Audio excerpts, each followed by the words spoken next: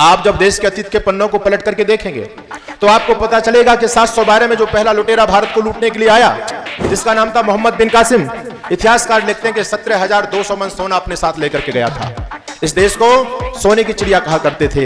एक बात मैं और कहना चाहता हूं बंधुओं, जब इस देश में वैदिक शिक्षा थी, जब इस देश में गुरुकुलों का संचालन हुआ करता था, उस समय, आज भले हम लोग ये कह रहे हैं कि हमारे पूर्वज बहुत बैकवर्ड थे, ये सारी झूठी बातें हैं।